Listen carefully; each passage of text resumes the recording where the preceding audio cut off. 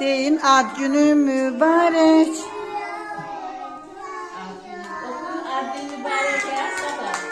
Ad günü mübarek. Ad günü mübarek. Ad günü mübarek. Ad günü mübarek.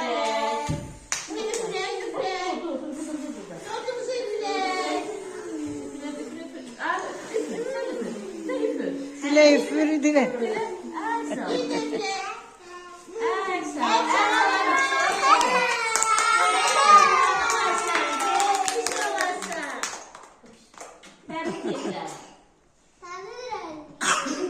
Amin. Sen de tebrik ederim.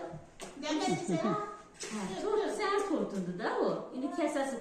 Müəllimə indi bıçaq gətirəcək, kəsəsin deyəcək. Yaxşı. Təbrik edirəm bir daha. Sağ olun, çok sağ olun.